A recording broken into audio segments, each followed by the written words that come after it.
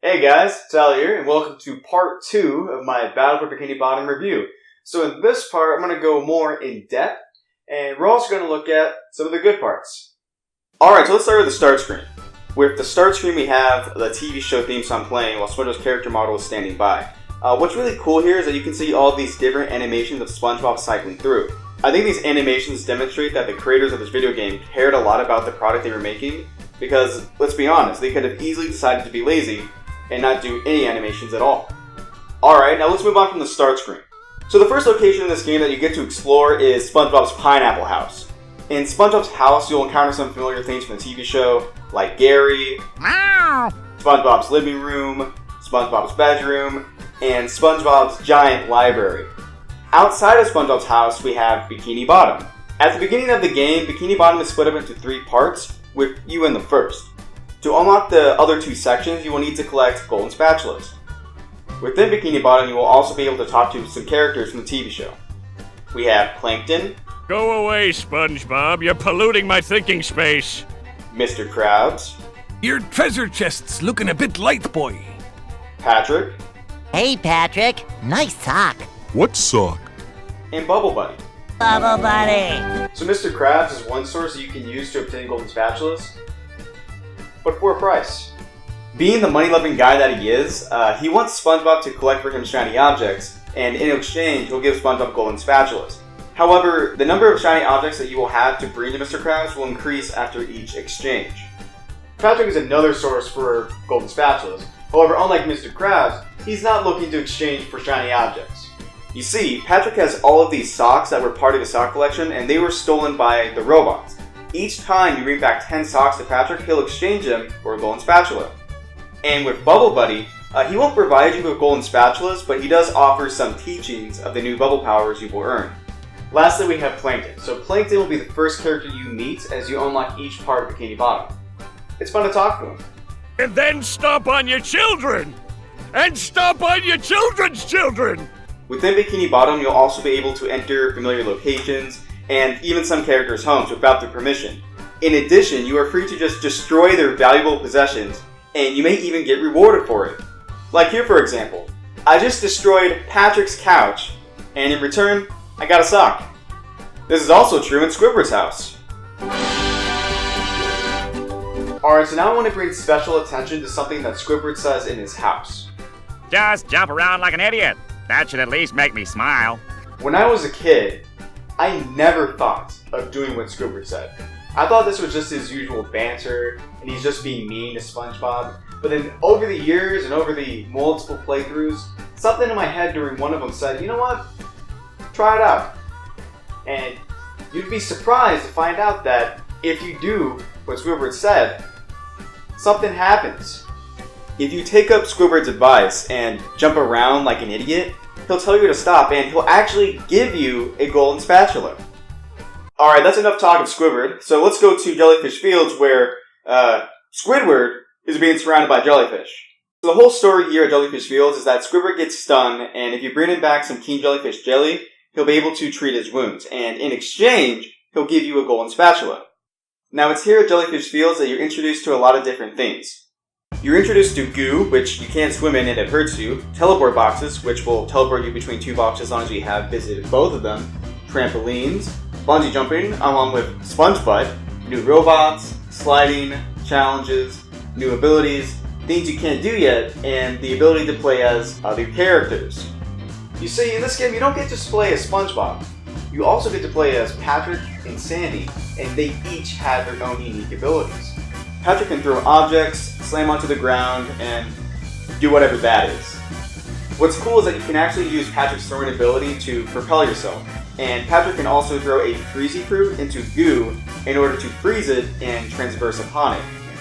At the end of Jellyfish Fields, we'll then confront King Jellyfish and his beautiful voice. The King Jellyfish fight is pretty easy. When he plants onto the ground to release a shockwave, just jump over it and hit him. Hit him 3 times and you win. King Jellyfish will give you your prize and you will awkwardly say goodbye.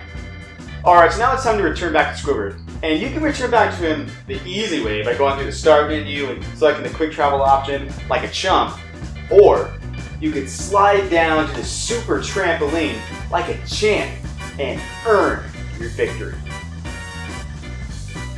Plus, there's a golden spatula down there, so you probably should just slide down there anyway. There's one thing about this slide down that has always confused me. How in the hell are you supposed to get this sock? I never figured out as a kid how to get this sock the legit way. I always just jumped onto the path and had to carefully manage my slide as I was forced in the opposite direction, and it wasn't until now that I finally figured it out. The path was right here all along. When you return to Squidward with the King Jellyfish Jelly, he'll reward you with a golden spatula, and now we're finished trekking through Jellyfish Fields. Alright, so let's go see how downtown Bikini Bottom's doing. Downtown Bikini Bottom. Once a bustling metropolis, now a debris-covered crater.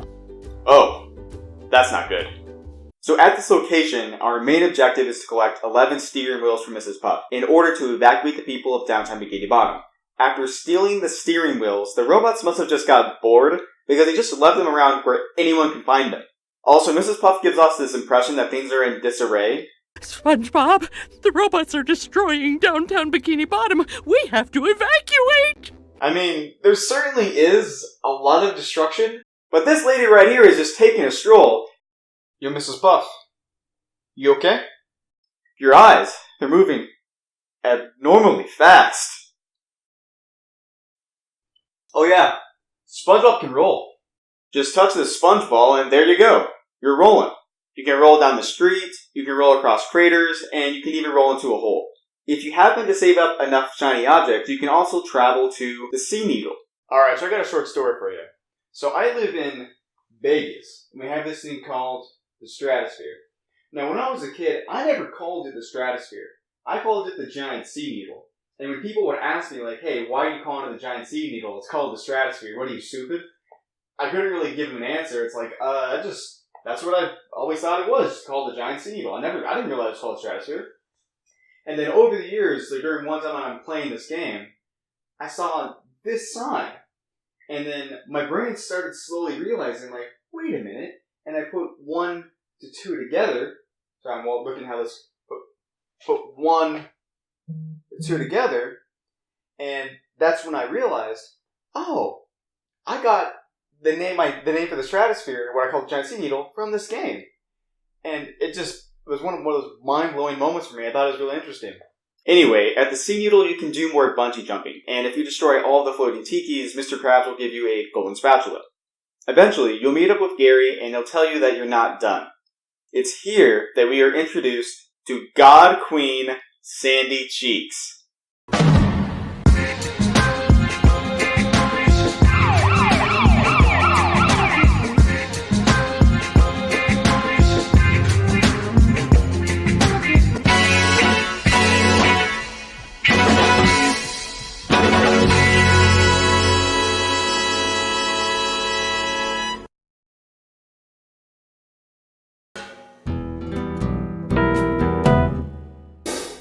Playing as Sandy, we travel to the downtown Rooftops and meet up with Larry.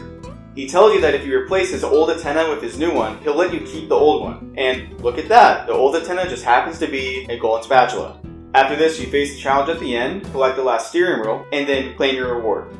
Alright, so that ends our adventure downtown. And I think it's time to go suntan at the beach.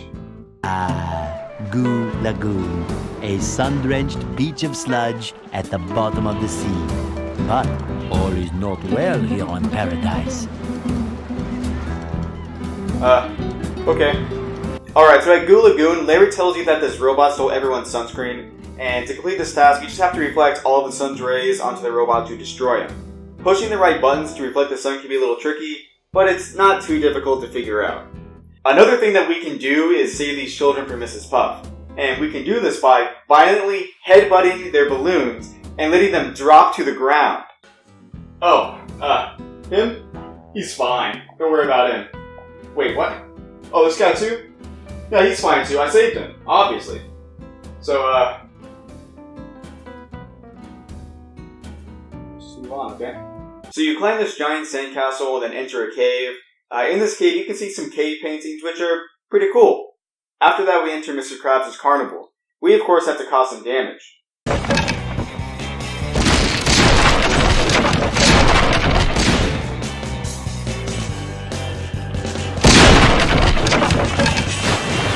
I hope my insurance covers all this. At the carnival, we have some fun things that we can do. We can play Whack-A-Tiki, you can go to the teacups or just ignore them like I did. You can go play some skee-ball, go sliding, do some more bungee jumping, destroy some robots in the bumpy cart ride, and freeze the entire ocean. Goshen. So we reflect the last ray, destroy the robot, see this, and then we claim our reward. Alright, so we went a few places, we took some names, we kicked some ass, and took some robots' lives. But now, it's time that we face a real challenge. Once you have earned 15 golden spatulas, you will be able to enter the Poseidon. King Neptune tells you that you have to fight the champion of the Poseidon, and nobody likes the current champion. SpongeBob agrees, and then we find out who it is. A huge murderous robot shaped like a squirrel. Look, it's a giraffe. Alright, so you're going to fight this giraffe in 3 phases, okay? The first phase you're going to fight is SpongeBob, second phase is Patrick, and third phase back to SpongeBob again. In the first phase, all you have to do to avoid the orange shockwave is just be out of range or jump over it. And when the sandy robot butt stomps, walk away to not get hit, and then stomp on her abdomen. Stomp 3 times, and you finish the first phase. In the second phase, things are a bit different. You do everything as before, but you also jump over the spring legs, and after you belly slam, the robot's head comes flying off. Just pick up its head and throw it at the electrical box to cause damage. Do this 3 times, and stage 2 is complete. For stage 3, you pretty much do the same stuff, but after slamming on the robot's abdomen, you just need to shoot up and hit the head. So when you defeat the sandy robot, you will of course get a golden spatula, but you will also get a new power called the Bubble Bolt. We will also now be able to get past this gate and explore more locations. Alright guys, so we've been having a lot of fun, and there's still so much more to explore, so I hope to see you guys again in part 3, where we're going to go enter into the Mermaid Lair, go check out God Queen Sandy's tree dome, go adventure down into the briny deep, and then go slipping and sliding down some sand. See ya.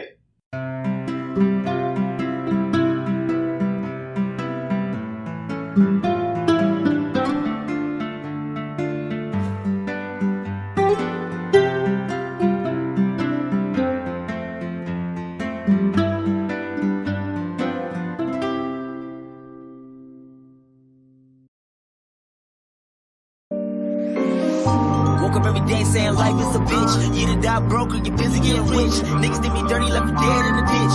Learned to forgive, but I never did forget. Loyal to the team, I ain't never gonna switch. You was at the party getting drunk, getting lit. In the back of my head, I'm like, fuck that shit. I was busy in the lab making songs, making hits. Trying to get money till I cash out. Like you break your arm if you're looking for a handout. I've been on the move for a long time. Fighting with the man on my shoulder, I was dealing with self-doubt.